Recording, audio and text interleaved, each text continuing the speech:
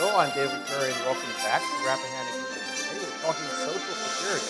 I'm here with Jackie and Inez.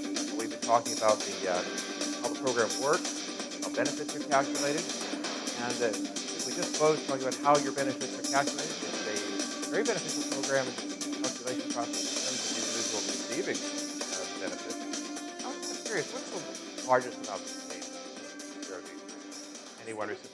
we knew you were going to ask that too, I'm David. just curious. It's not really that relevant to people, but Okay. and maybe also what's the average?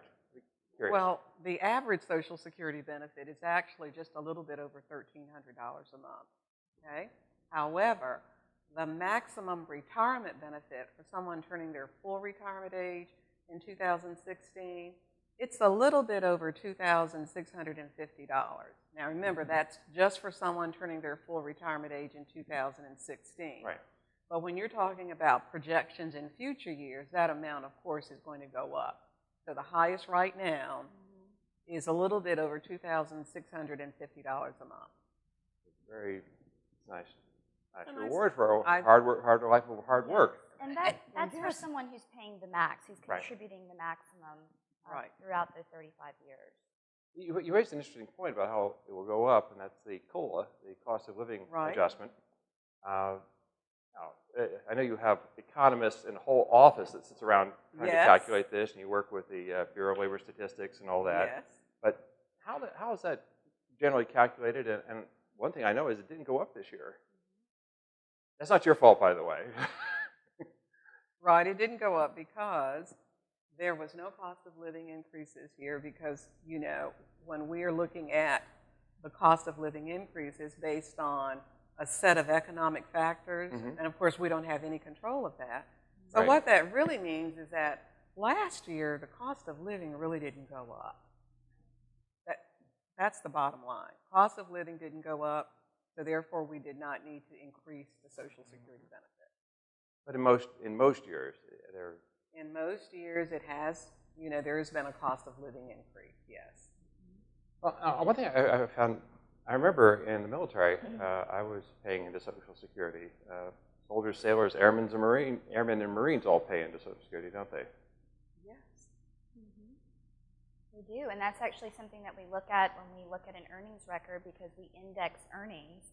A lot of times with individuals working or in the military, basic duty, they're contributing those taxes, and a lot of times if they had only earned maybe a few $1,000s in that particular year, let's say in the 60s, it may be worth a lot more money in today's rate.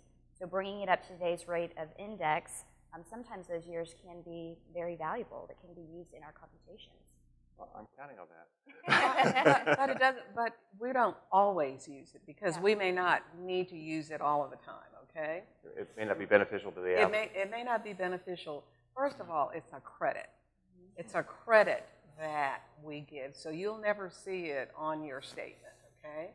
So when an individual is applying for Social Security benefits, we'll ask them for their military service, dates of military service. So let's say, and generally with enlisted personnel, they're going to see the largest, they're going to benefit more. And the reason why an enlisted person is going to benefit more is because officers were paid, their wage was comparable to what was paid in the general economy. But enlisted men, they didn't make as much money. So Congress decided that they were going to give them these extra credits so that it could be more or less an even playing board.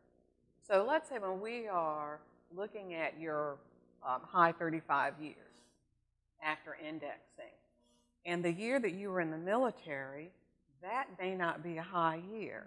So if it wasn't a high year, then we're not going to use it. Oh, I see. If it is a high year, then we are going to use it.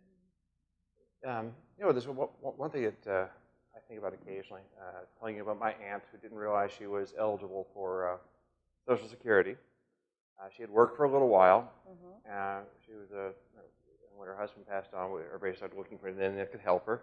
And she discovered that she was eligible for Social Security, but only after a little questioning from some of the family. Does Social Security try to reach out to people who might not realize that the job they held from 1940 to 1955 before they became a housewife or became a full-time stay-at-home mom might actually count towards Social Security. Do you ever try to reach out to some of those folks?